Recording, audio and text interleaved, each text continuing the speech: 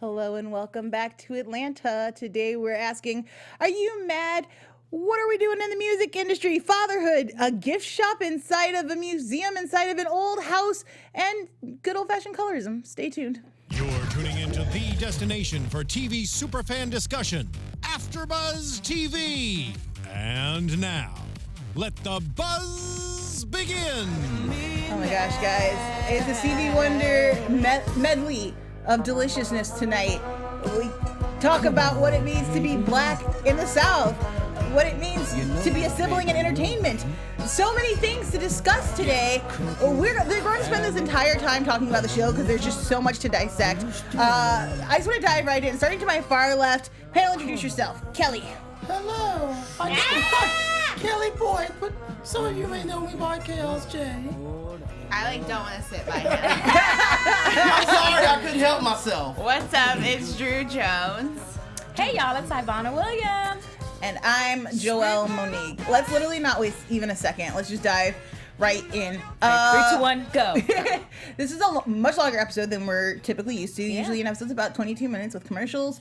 Tonight's episode was about 40 minutes with 0 commercials. And we talked a little about this is a super intense episode with feelings of like Get Out and The Shining and a bunch of other horror films. A little bit of the autopsy of Jane Doe in there, which freaked me right out.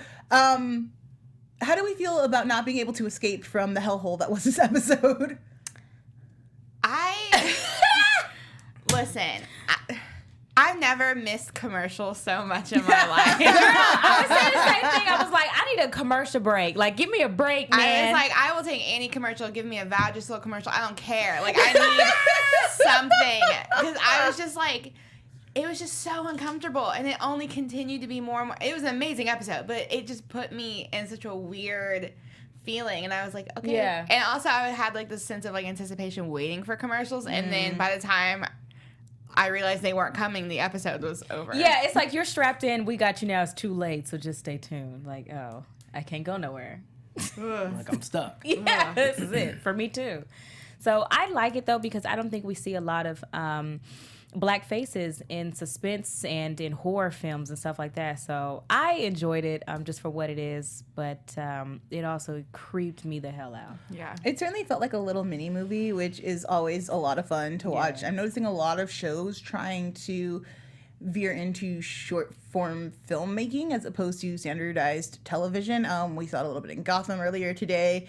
And I think it probably has a lot to do with the pickup of streaming and binge watching.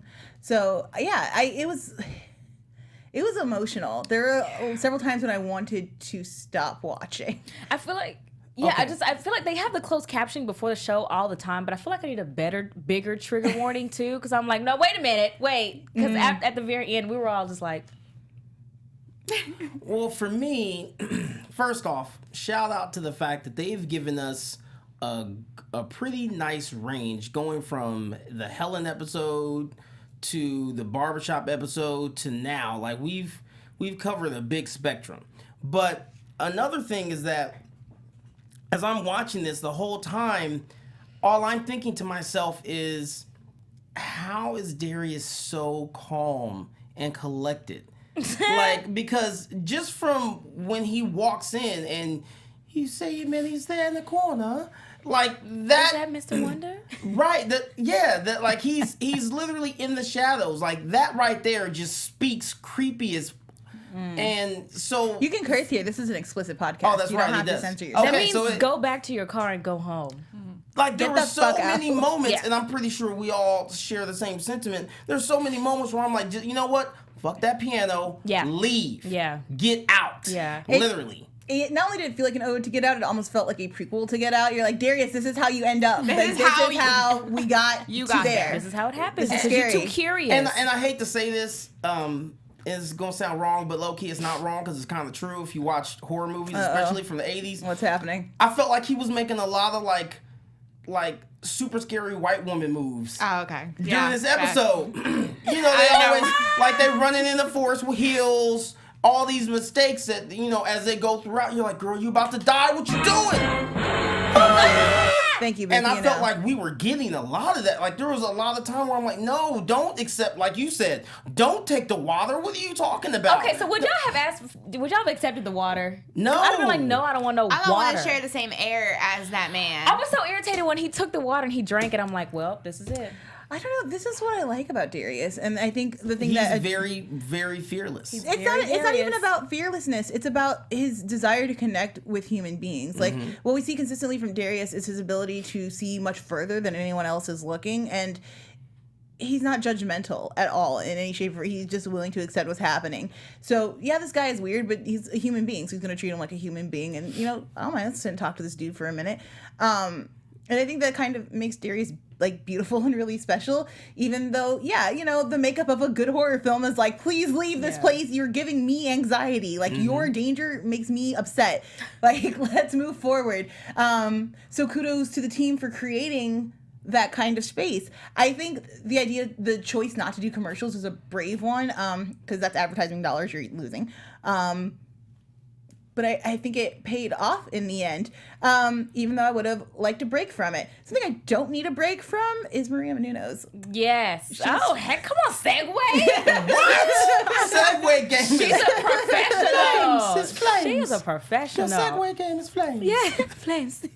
I'm really upset about this. I'm so upset about this voice. hate me, Yes. So Drew, for don't y'all hate me. out there, do you want to have fun, learn, and grow in all areas of your life? For those of you who do, we have the podcast for you. Hey, that rhymes. Conversations with Maria Menounos podcast edition is hosted by our AfterBuzz TV founder and drops every Friday on iTunes. Conversations with Maria Menounos features celebrity and influencer interviews along with secrets and tips on how to be better in all aspects of life. You know you need it. From health and wellness to career, relationships, finances, and more, let our Maria be the big sister you've always wanted. Just go to iTunes and subscribe to Conversations with Maria Menounos for free. All right, be sure to rate and comment, and when you do, let Maria know that it was us who sent you there, specifically me, Ivanna, please. Or the whole Atlanta panel. You're being supportive and loving. What? Conversations with Maria Menounos, podcast edition. Check it out. All right, let's go. I'm ready. Jeff do. She's got great advice. I can't, like, if people are like, oh, we had 6 system, I'm like, you're hearing it because it's good and you should listen to it. Like, go check it out. Other things we should check out, that hat. When are we going to start mass producing the You Mad hat? You mad? With the clearly, like, so, okay, Ivana, you're from the South. You had feelings about it. Yeah. I really liked the hat. To me, it represented, obviously, the MAGA hats. Like, Clearly. and I felt it was a really awesome way to take back a symbol that has, to me, rather quickly, like, reached a status of the rebel flag, which is just like, it's uncomfortable. Clearly, you don't like me. If you have that hat on and you say you're not a racist, I'll never believe you. Ever. And so it was funny for him to take it and essentially appropriate that. And, Yeah. and the fact that it Is was that Southern appropriating made. white culture? Well, the fact that it said Southern made and he is It was a Southern joke, made. that's all. And I think a lot of times people not from the South think of the South as like old Dixie Yeah. and like very white. But the South is super black and amazing. We out here. Yeah. And so I like the idea of like the fact that it's taking back Southern made. Like, I am also of this place. I am also from this country and I freaking rock. And I also like that they asked the question, you mad, bro? You mad I took your hat? Yeah. Why you big mad over there? Yeah. I mean, I don't know. Like, being from the South, for me, I understand that some black people, they do take the Confederate flag paraphernalia to show that they're not scared of the flag. Even Kanye West did it for that one line that he had. He had, like, the Confederate flag, like, on the arm or whatever, and he caught flag for that. But as a Southerner, I'm not ready to try and appropriate the flag. I was just actually down in the South. It is very, very real. Like, Yeah. you can't... I get it, but sometimes some things are just for show, and only something like that can happen in a show in the South, and only Kanye could have worn the Confederate flag, because black people out there, we don't do that. Yeah. It's not, and we live in a bubble being out here in Los Angeles. Like, yeah, let's try and do that, but let's not. Yeah, I'm kind of on the same page a little bit with Yeah. Ivana because, again, also from the South. And, like, when you saw a flag like that growing up, that meant you need to turn around. You and gotta go turn the somewhere. car Because around. you could have easily been in danger. Like, Yeah. that was a sign of, like, things are about to get real uncomfortable and scary for me. See, I'm not even from the South, but I lived in the middle of nowhere, Illinois. And there was a guy whose literally every window had a rebel flag on it in his truck, and his horn was the land of cotton. He would honk it at black people. It was very uncomfortable. I have heard rumors that there was rope in the back of that car and all kinds of crazy things. Of course. So it's He's got the whole toolkit. it's fresh and uncomfortable. Yeah. Yeah. I mean, I just think that even if there's kind of a thing that black people are going to start doing, it's not a fad that's accessible to all black people. Yeah. You know what's funny? Speaking of fads, I remember this is probably, I'd say like maybe 7 or 8 years ago, there was a small boutique designer company that tried to do that. They tried to reappropriate the Confederate flag, and I can't remember to save my life what the name of it was, but they had jeans and shirts and hats and all kind of just different, clothing items with different, variations of that flag. Mm-hmm. In the same way you said, like, I can't get with it. Mm-hmm. I remember seeing it, and I was like, I see what you're trying to do, but I can't rock with it. It don't curl all the way Like, over. in theory, I dig it, and I'm like, yeah, let's something that's caused black people so much pain, let's flip it and make it just like, the N-word and all of that. But I don't know. I think I have PTSD from the Confederate flag. And Okay. So I'm like, yeah. I think we we're can only just turn the N-word for now. Like, Yeah. let's start small. Jesus. I have PTSD over the initial reveal of Teddy. Don't specifically, start. please. Teddy from the shadows. Specifically because he heard the Stevie Wonder music, and I'm like, I feel like it wasn't blaring that loud in the truck. Like, how did you hear it? What kind of alien are you? I was very concerned. What was your initial reaction to the reveal of Teddy? I was like, oh, like it's an MJ knockoff. Right. Mm-hmm. And then I was like, who is it? And at first, I saw Jordan Peele had tweeted that he had done, like, he was in some type of like weird, I want to say whiteface, but whiteface makes it seem like it's offensive, and it's not. But it is whiteface. Yeah. But yeah, so I was like, oh, is that Jordan Peele? But then like we looked harder, and you said it was Donald. And then as soon as I looked, I was like, oh, I see his little baby teeth and his little eyes. That's Donald. And it was just it's just too much. I wasn't surprised when he came out the shadow. I was like, of course, we see somebody who looks like this. And throughout the episode, it was very clear that they were just trying to play off of, how would Michael Jackson live if he was still alive and living in Atlanta? It's kind of crazy because they were trying to do a movie a while ago. I think they did the movie. It was released in Britain where a white guy was playing Michael Jackson. Yes, Ray Fiennes. Yes. Yeah. Terrible. Oh, Lord. Which, if you've seen interviews with Michael Jackson, he says very explicitly, like, I'm a black man. Please don't do that to me. And I thought it was an interesting way to explore the later years of an icon, still having him be a black man, but still exposing the, like, head tilt I think most of black society had. If you only know Michael Jackson from his later days and aren't familiar with the Jackson 5 days or don't understand his like teen pop legacy status, like that would be like if Michael B. Jordan like came out and was like, I got revitiligo and like nothing I can do, guys. Here's what's up, and then started like wearing a glove. She said, "Not on my man." I'm just saying, not on my man. It would be that like level of shocking, and so I thought that was really cool. Specifically, as we get into some of the other aspects of Teddy's life, the fact that he views his father as a suit, essentially. The fact that, he and his brother are living under the same roof, but living completely different lives, and yet somehow still dependent on each other. He's dependent on the memory of who his brother was, where his brother's dependent on him basically not going insane and killing him. There's a lot of dynamics back and forth, and I was curious as to what you guys thought, especially from some of the symbolism, like the egg, which he referred to as an owl casket, and there's the whole idea of life and death wrapped up in that one gooey, very disgusting moment. What do you think? What do you think is Donald Glover and his brother also wrote the episode, Steven? What do you think they're trying to tell us about the music industry? I feel like they're saying a lot in here. When they got in a conversation about rap, I was like, what's Teddy finna say about rap? But then I was like, said I don't think it quite, what did he say? I don't think it quite made it out of its adolescence. Yeah. And then that's when he threw the low-key jab at Jay-Z. He was saying like, yeah, you got Jay-Z, he's 65. He's like 75, but like, we got him. He's on our team.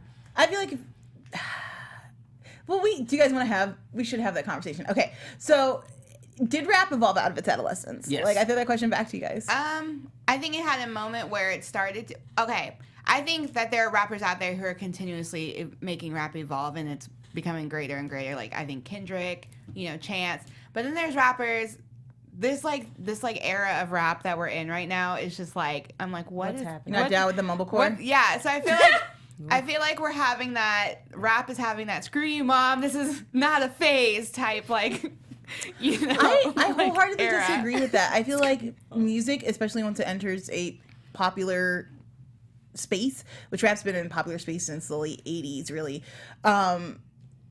you'll get two strands of it. In the same way you can look at rock and roll, and the songs that were charting in the 60s were very like, oh my gosh, super sweet, like go-go pop, daisies, like it's very cute, where the rock kids were actually listening to in their homes or trading with their friends in record stores was like heavy and about like society and war and all this other stuff. There's always a two-faced side of music. It's the stuff that's being pushed and sold and the stuff that's being created out of the life that's lived. So if you look at like Mick Jenkins' Waters or No Name Gypsy's Telephone, like there's a lot of artists creating quality music. It just doesn't chart.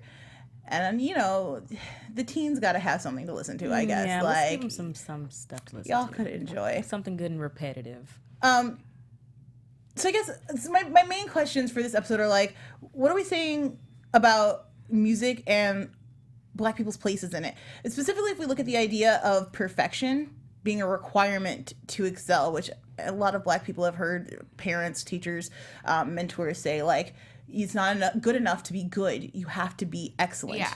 Well, I thought it was interesting when they're talking about the father that he wanted to celebrate parents or fathers in general, and it wasn't just musicians. He also brought up Serena Williams' dad and like Tiger Woods' dad and Joe Jackson, and it just made me think about like there is this weird dynamic within the Black community with parents where it's like society views it as we have like deadbeat dads and like our dads aren't there, and then there's this extreme other end where where we're viewed as having like parents who like push us too far because we have to be twice as good just to be on the same playing field.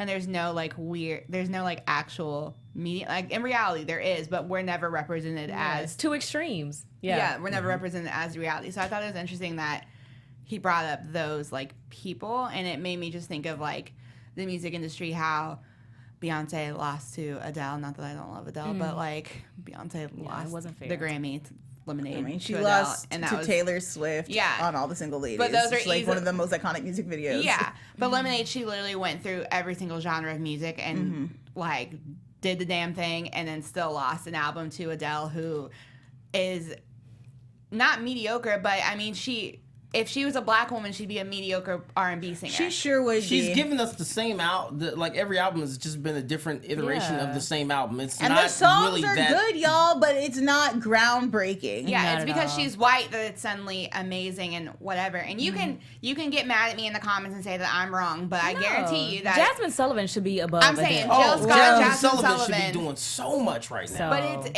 it ties very much into this episode that we have to be 4 times, 5 times as good just for you to acknowledge that we're good. Like our excellence isn't like, for some reason our excellence only reaches their mediocrity. And so ooh, get it, girl. Xavier also said, "Preach, Drew." I got you. Yeah, so let's look at the siblings then. So we see a lot of siblings in entertainment, whether you're looking like Wachowskis or who are the funny tiny that you Black bring them stand-up up. comedians? The Wayans? No, you're talking about the new twins. ones. Yeah. Oh, I forget what their I names love are. them. What are their names? Something. They have a movie coming glasses, and an they're animated very show. They're hilarious. I haven't laughed. But even to like, you can even look at the Kardashians. There's a ton of siblings in entertainment. As somebody who works in entertainment with their sibling frequently, I was like a little bit disturbed by the imagery here, and the fact that it was written by brothers brought up a lot of stuff to me. This idea that, do you guys think that they loved each other, that they had love for each other in their heart, or that this was just, and this was the deterioration of their like relationship, or was it more they were rivals and he was never going to be a piano player as his brother, and therefore he wasn't making his dad happy, and therefore their relationship didn't even get a chance? Yeah, probably the latter. I don't have a sibling or anything. I'm an only child, but so I can't speak like from personal experience, but it seems like the love was there at one point. But I've also seen sometimes siblings, they get too attached to each other and too dependent, And that's always weird to me to see like older siblings living together, like at that age. That's just, they almost seemed a little too dependent on one another. But I do think Theodore was probably really jealous of Benny at some point because he was obviously going to kill them. I think like in situations like that, because I do have siblings, I'm the oldest of a lot of kids, but I'm close in age with most of my siblings, and I think that when you grow up in a situation where like you grow up in the project, you grow up, you know, low income or whatever, and you guys really have to be the out for your family. There's this sense of like competition, and then there's also this sense of like who's going to be able to get mom about the projects, you know, and it almost becomes like not that you're resentful towards one another, but it's like you have your certain way of doing things and they have their certain way of doing things, and there is this weird sense of like I don't really peep how you're doing it and you're not really respecting how I do it. It's soul food. Yeah, it's just very like there is like this weird unspoken, like you have mad love for each other, but it is this weird unspoken competition of like who's going to be successful and who's, even if we're both successful, one of us technically is more successful, and therefore that one As siblings, we will find a way to measure that too. You know what? I'm going to have to go ahead and co-sign 100% because that's exactly how it is, I think, with my brother, who I don't really talk to. And my mom is like, and my mom will play us off of each other or play, that's it, right? So she'll, you know, like, there's certain things she knows she can get out of him that she can't get out of me and vice versa. But then there's also times where she'll drop lines, she'll drop little hints about something, and then I know, like, well, let me go ahead and do it. Even though I don't want to do it, let me go ahead and do it because I want to be able to have that advantage of saying that, you know, I did this and I did it first. And I did it better than you would have done it. So is there always like a subtle sibling rivalry no matter what? Like, does that never I don't go think away? it necessarily has to be, but I think it does. There's It happens. just I think a competition. sibling who's like really close with their sibling. I have one other sibling. He's 22 months younger than me, so like people would think we were twins or like very close in age. We have rivalries, but now it's like it's weird. It's about different things because we know who we are. We're enough that we're like, you know, he's not trying to be a better writer or director than I am, and I'm gonna try to outdo him in business. But you know, if we like, I don't even know what we fight about anymore. Better at video games, like who calls mom more? Yeah. Who's the most loved right now? Yeah. You know, like that kind of stuff. No, I agree. One, it's the Lucas brothers. Thank you. Two, it's like, it's not necessarily like who, I don't know, it's weird because my sister and I are 4 years apart, and my sister's like getting married and she's pregnant, and there's this weird sense of like, well, Drew's the older one and she's not pregnant and she's not getting married, and it's like this weird like, well, damn, I'm out here in Hollywood doing my thing, why are you worried about me? But it's like there's always some type of weird like, and it's all love or whatever, but at the end of the day it's kind of like, you know, well, mom's calling me more, which is facts. Mom, you are calling Allie more, but whatever. Get it together, mom. Get it together, mom. But yeah, there is like this weird competition for like affection from your parents, even like when you go into adulthood, which is weird. It really struck me specifically when we were able to jump out of the house, which was kind of the only breath or reprieve we got from the intensity inside of the house. When Darius calls Paperboy and, you know, he sort of turns up and is the best friend all of us would be, which is like, it's a free piano. You should just leave that and get the hell out of there. The whole conversation about Sammy Sosa.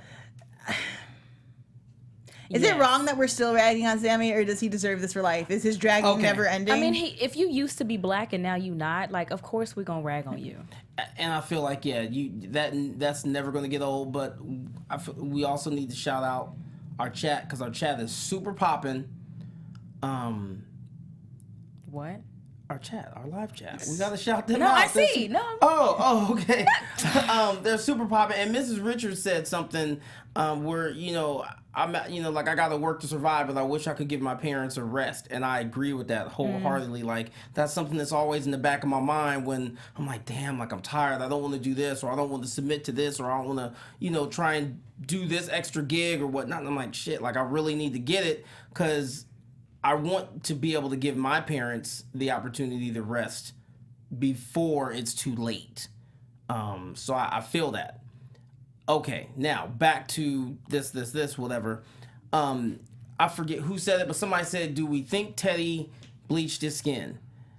And given as black as they were in the vintage videos, I'm gonna go ahead and say yes. And then 2, I feel like granted, colorism is real, and colorism does affect people on a lot of different levels, especially subconsciously that you're not even aware of. But I still feel some kind of way if you actually go that extra step further to lighten your skin. Like I'm low key. I feel like at any given time you're open to getting roasted because you bleached your skin.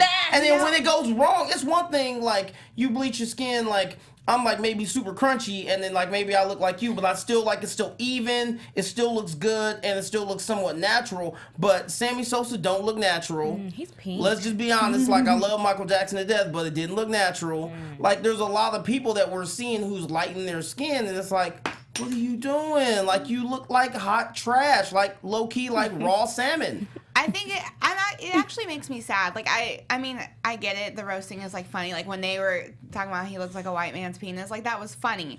But like when I think about like I'm Jamaican and in Jamaica, colorism is a huge issue. Skin bleaching is a huge thing, and like I just think about how like I get treated in comparison to like my cousins who are like dark skinned and stuff, and it's like it makes me sad because I'm never going to know what it's like to not... I mean, I know what it's like to be a black woman, but I'm never going to know what it's like to be a dark-skinned black woman, especially in America where all of our features are celebrated, but our skin's not.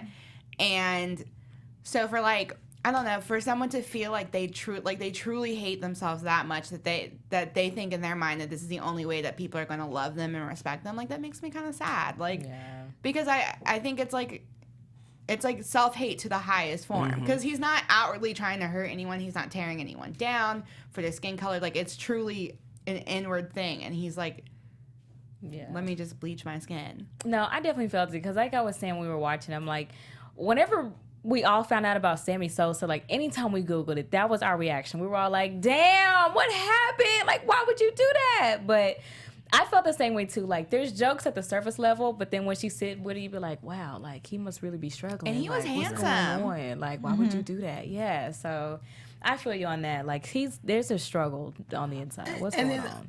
I feel like this is when it really helps to have a good support system at home, and it doesn't necessarily have to be mom and dad because not everybody came from a household where it was mom and dad because I know I didn't.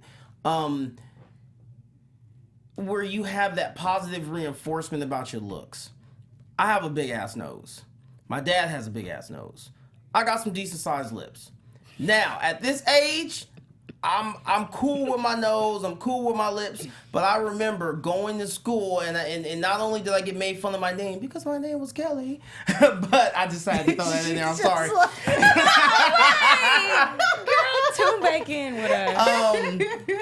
But not only did I get teased about my name, but I would always get teased about my nose and my lips. Constantly like that, and then that was like in the heyday when the Twizzler commercials was popping with the lips, and people would call me Twizzler lips and soup coolers. Oh my and God, like, that's oh, so they would say mean. all kinds of stuff. Like, oh, don't stand too close to Kelly. If he take a deep breath, he gonna suck you up. Like they would go in. Kids are evil. They would go that is in. So mean. I would legit hate my nose, and I hated my lips, and I didn't really like the way I looked for a long ass time.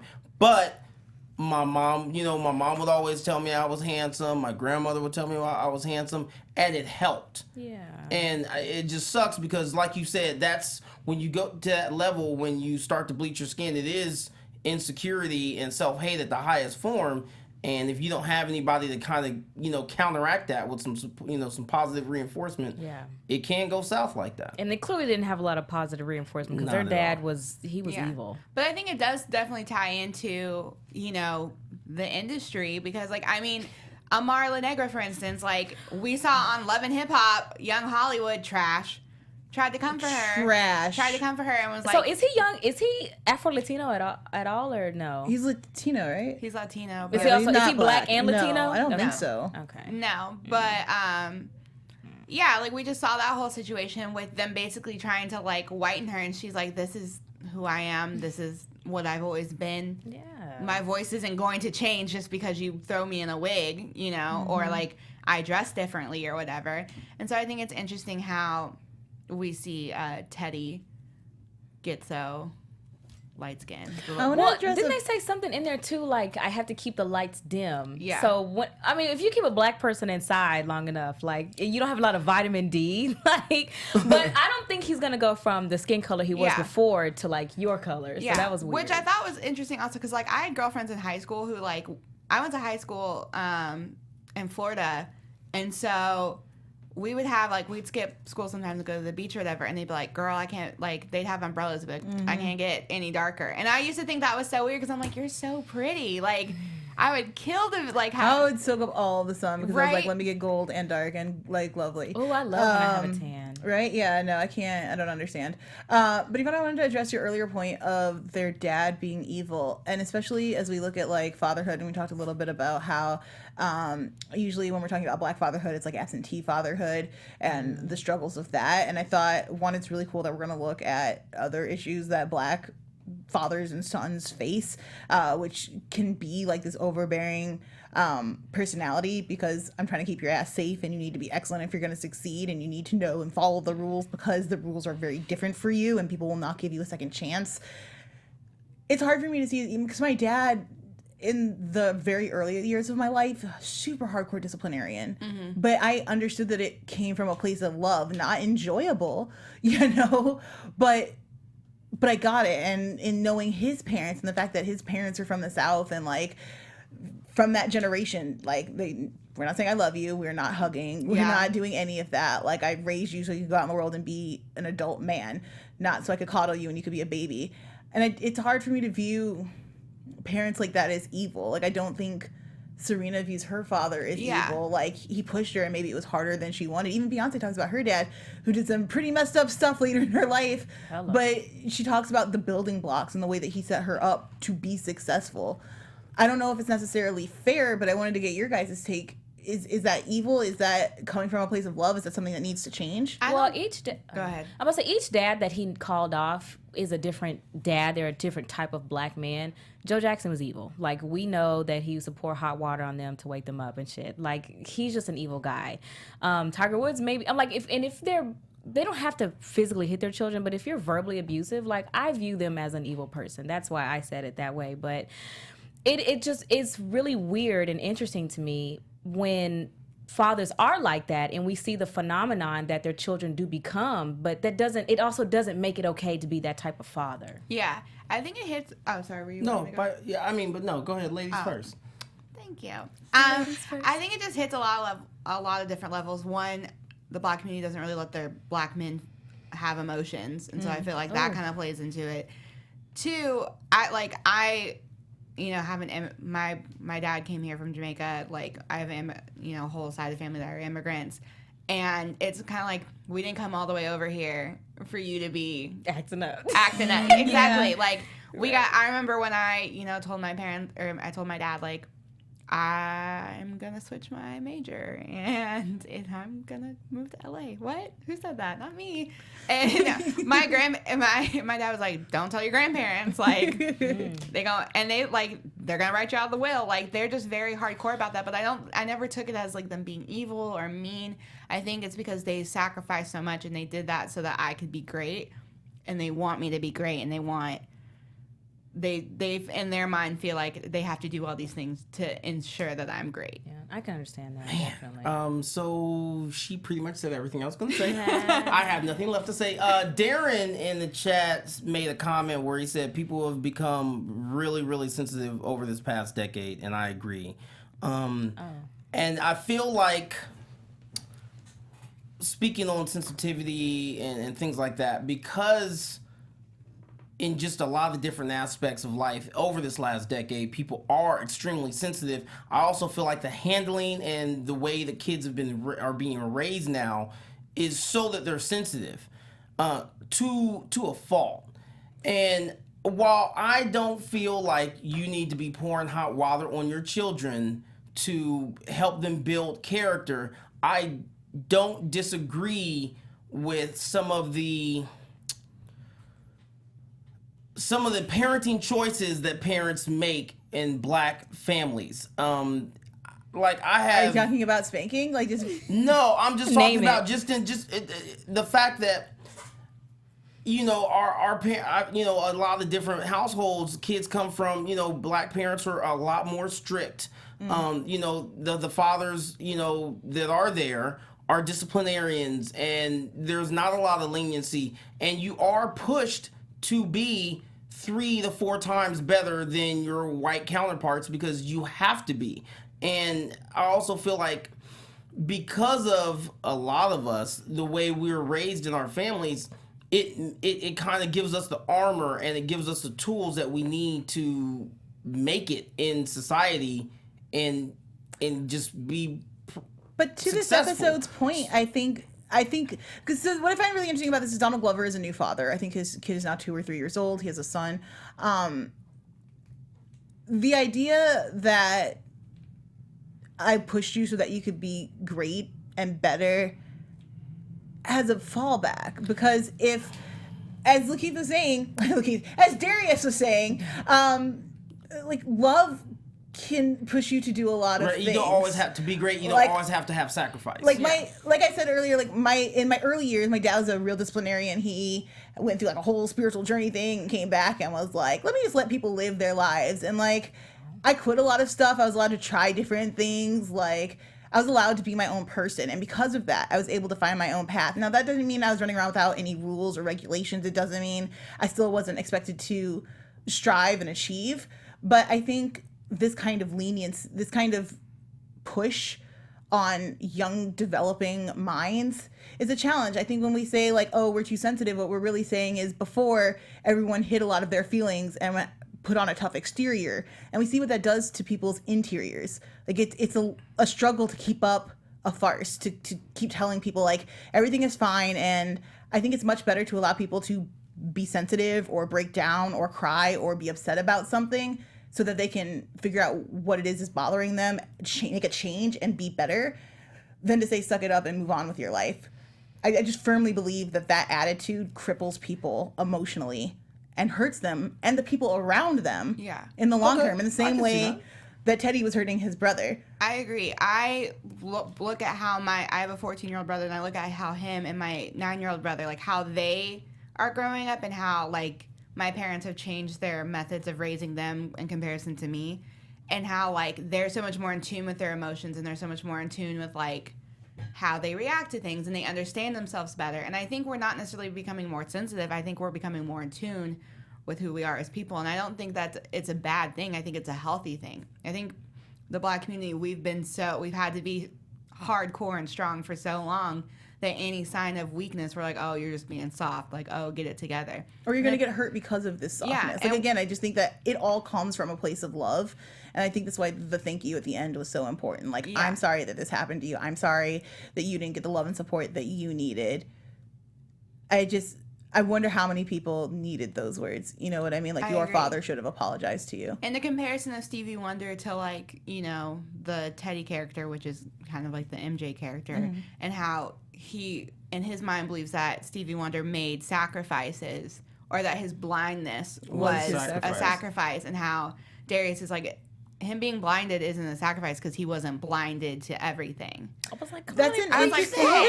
That's a really interesting comparison, too, if you think about the parallels between Stevie Wonder and Michael Jackson, like coming out at the same time, both young prodigal talents, both left their like parent record company to become solo artists of profound like music and celebrity, and yet 2 very different lives overall. Stevie Wonder has never, at least outwardly, seemed consumed by fame, whereas Michael could not escape it.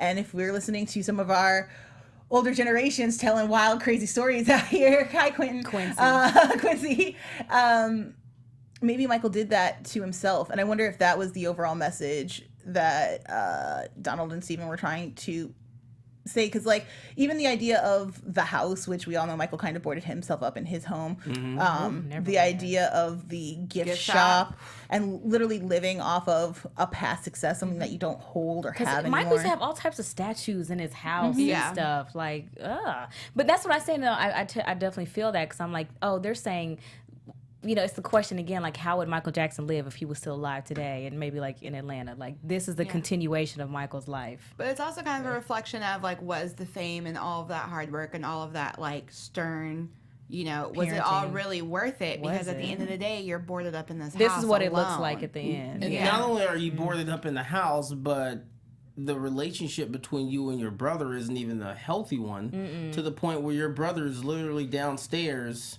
kind of just, closed off from everything. Yeah. And everything. Plotting your murder. I wanted to ask you guys, as we're running low on time, what was Teddy's overall plan here? Because he says, "You're my sacrifice." He talked a lot about sacrifices being vital and important to success and growth, and it seems like maybe he's trying to turn this place into a museum so he has something to relive the past. I think it was the sacrifice for the success of the museum in his mind. A literal blood sacrifice. It was a literal sacrifice. Wow. Like, even with just the drop of blood on the piano, like, Foreshadow. a lot of, like, and a lot of, like, witchy type, like, covens and whatnot. Like, it's a single drop of blood that, like, is the sacrifice. So I thought that was a really interesting touch on, like, the drop of blood being on the piano, because it's kind of like that was sacrifice. I'm sacrificing to the music. But yeah, I don't know. It was just, exactly. All of that right there. Because I didn't get all that, but I'm glad I got it now. Yeah, no, that's how I felt too. I didn't think of it all that deep, but when I saw the blood on the piano, I'm like, okay, whose blood is this and why? And then he touched, I'm like, it was wet. So, but yeah, that's kind of how I felt too. I'm like, this is foreshadow. You need to get out of there. For me, I felt like he wanted to, and then Rich says it as well. He tried to kill Buddy and use Darius as a scapegoat. So yeah, or Benny. I agree 100%. I feel like Darius was going to be the sacrifice that was going to allow him to get away with killing his brother, so that he could restore his brother's celebrity and essentially kickstart this museum that was already in the process. You can now walk through the mansion where he was murdered. Yeah. Like, it would definitely propel that project forward. Kind of like Elvis Presley's Graceland. Yeah, absolutely. Is that what it's called? Graceland? Yeah, totally. Yeah. Totally, absolutely that part. An overdose? Yeah. He's sitting on the toilet with him. Peanut butter. He died of some bowel. He died of some bowel complications. It was wet. So we talked about pain in the Black community. I guess we kind of talked about more like sacrifice and being the best, but not necessarily about the pain, which I think is the last major thing that the show was trying to talk about, and the idea of our pain selling its art. This is something we talked a lot about with slave narratives. I am not one of those people who believes we should stop telling slave narratives. I think our ancestors have a whole bunch of stories to tell. I would just like to stop telling slave narratives through the perspective of slave masters, so we can, get into what our people were actually going through at the time. Look at that.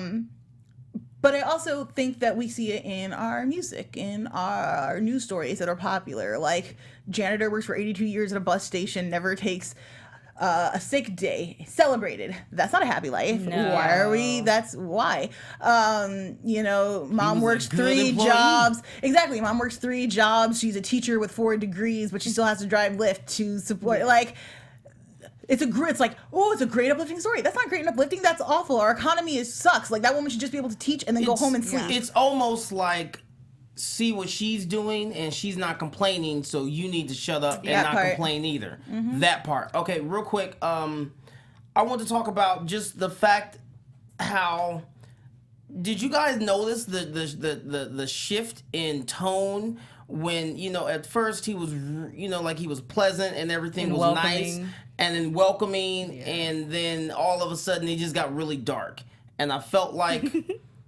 I knew that this fine line was being walked on the entire episode, and I was waiting. And when Alfred said Paperboy, told when they basically came to the conclusion that he needed to be more forthcoming and direct in order to expedite that whole process, I knew at that moment, okay, shit's about to get real. Mm-hmm. And even though Darius is really great at handling these things, he's very tactful. I don't know, like, I got really uncomfortable. Right there when he said, "You don't understand." We all did. I was like, chill out with that attitude. I mean, I kind of took the shift in tone and to be like, before, again, you were treating me as a person before. Like, we were having a conversation, we were engaged in discussion, and we were talking about music, and he had somebody to share his, like, desires with. Then you made me a business transaction. You took the humanity out of it. And my guess is that's something that, as a musician who has a crazy kind of father, pushing him to do a lot of work that he wasn't necessarily interested in, that probably took him back to a lot of bad places where I'm not here for you, I'm here for your talent. Yeah. Well, Okay, hold on real quick. Let me just get this out before I lose it.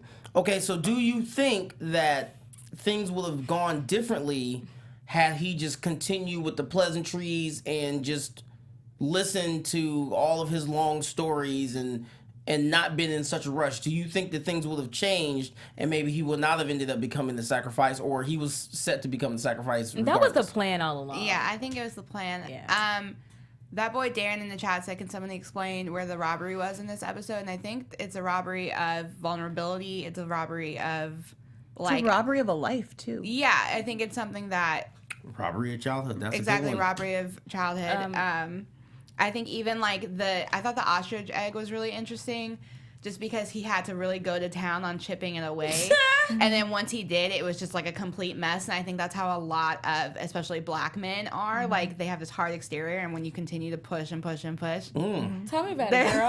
Right? There's just, like, nothing there. It's just it's a complete mess, and it gets everywhere. So you're saying these men ain't got nothing in them? They ain't got nothing to offer? Well, because we I'm haven't... kidding, okay. No, but that would break them before they get Yeah. a chance. Like, the Yeah. idea of an egg is a safe place for you to gestate and grow and become a living being. Right. But he called it a coffin. You don't even He get called a it an chance. an ostrich coffin, owl coffin. The idea that before life even began, like, it had already been decided and chosen for him. Yeah, and maybe I'm like reading too far into a lot of the stuff that's going in the episode. It's Donald Glover, so I but don't it think was so. it was like kind of half cooked, the egg, like on the It was inside. very runny, yeah. And I Oh, it thought- was a soft boiled. Yeah, Oh. and I thought that was Ostrich egg. interesting because it just kind of was like, had you let this, cook or boil or whatever the way it should have, it would have been whole and it would have been what you need it to be. But instead, you put this pressure that was unnecessary, and here we are with this runny ass egg that you can't really enjoy now. That's a word right Absolutely. there. Right? That's a word in that. I'm like, I think also it's for Darius, it's a robbery of time. Like, of all the things, he could have been, all the weed he could have smoked while he's messing around with this dude's house. Like, Dad, I feel like you wasted my time, man. And also, he says that he's like, I have a 2 regret limit in my life, which was hilarious because Yeah, it was a 2 regret life limit pack. yeah. So Packed. the idea of him, like, if I left, I would have regretted it. But staying didn't really work out too well either. But Like, you saw a homicide and a suicide and the sole witness as a black man. That's not a comfortable place to be in. Nobody wants But that. somehow I don't think that that's going to bother him. And I think that if nothing else, it's probably going to make him appreciate and value that piano that much more. He didn't get the piano. They wheeled the piano out as evidence. Yeah. Oh, he didn't get? no. Oh, see, I missed that. I Yeah, thought he got they it. wheeled it out as evidence. Authorities got the He piano walked away now. with literally nothing but a really great horror story for the rest of his life. Like, forever. that was a good discussion, guys. I really appreciated that. Thank you. I did too. Any predictions for next week that we want to do real quick? And now, your AfterBuzz TV I'm last. prediction. I don't really have a prediction because this season kind of is like one of those you just don't know. That's true. But I do want to see, now that people like in our comments stuff have brought up that County Clark is Chance the Rapper, I want more of it because now I'm like, oh, that makes so much sense. And I'm just like obsessed with that concept. And I'm like, I need more of him interacting with them. Totes. So that's all I want. Kelly. I would never put a hand on you, but I'm just saying I'm not the only one in the world with hands. I feel like if anything else, if nothing else, we're going to see in one of these upcoming episodes, everything get put together. It's going to be pieced together to where it's like, oh, okay, I see how this led to this, led to this, led to this. At least that's what I'm hoping for. Totes. Yeah. I mean, we only saw one little excerpt of Van and her homegirl, I guess, in the, And she well, was here's what's crying. coming next week. Yeah, she's like, I'm sorry, I'm so happy. I'm like, You know, That irritated Zazie is me. not happy. And She so doesn't I have a think- job. She don't have a man. This is gonna be Yeah, really so awful. I think we're gonna see what it's like to not be happy for your friend who's so happy they could cry. Like, what does that Right. look like? And we're gonna see that emotion played out. So I think, of course, like next episode is gonna be about Van and her little sorry homegirl. I like how. Okay, I'm sorry, real quick. I don't want to cut you off, but I'm sorry. Let me just get this out real quick. I like how We're at it. every preview that we've seen doesn't really give you much of anything, because the preview last week for this week's episode, I thought it was going to go in a completely different direction than what it did, and that's it. I'm sorry. That's okay. I know it's gonna be weird because it's Darius. Yes. When they said he was going on a trip, I thought he was going to go trip in a forest or something. And I was like, yes, let me tell you all my Burning Man stories. And then that's not what happened. I was like, I don't have any stories to parallel to this. Thank God. Knock wood. I don't want to reduce Zazie to just being the girlfriend character on here. But my God, let's get Earn and Van back together. That's all the time we have for today. Thank you for joining us here back in Atlanta at AfterBuzz. Until next week, panel, starting with Kelli, where can they find you? They can find me on Twitter, ChaosJ, Instagram, Chaos_Oceans31, Oceans Y, because your boy's so wavy. Oh. Guys, make sure to subscribe right now. Like this video right now. Comment if you are listening to us via podcast. Like us on iTunes. You know, send us love over there. Check out the new website because they just redid it and it looks amazing. And if you want to hang out with me, follow me on all the things at OKDrewJ. Hey everyone, again, it's Ivanna. You can follow me on Twitter at Ivanna L. Williams. You can also catch me on Wednesdays for the Star After Show. Ooh. Hey guys, I'm Joelle Monique. You can follow me all over the internet at Joelle Monique, every week at blackgirlnerds.com. Coming up on Heroes over at Collider. I don't know, a whole bunch of things. Just follow the schedule. I'm on Twitter. You can find me there. Thanks for joining us, guys. We will see you next week. Bye! From executive producers Maria Menounos, Keven Undergaro, Phil Svitek, and the entire AfterBuzz TV staff, we would like to thank you for listening to the AfterBuzz TV network. To watch or listen to other after shows and post comments or questions, be sure to visit AfterBuzzTV.com. I'm Sir Richard Wentworth, and this has been a presentation of AfterBuzz TV. See you later. The views expressed herein are those of the hosts only and do not necessarily reflect the views of AfterBuzz TV or its owners or principals.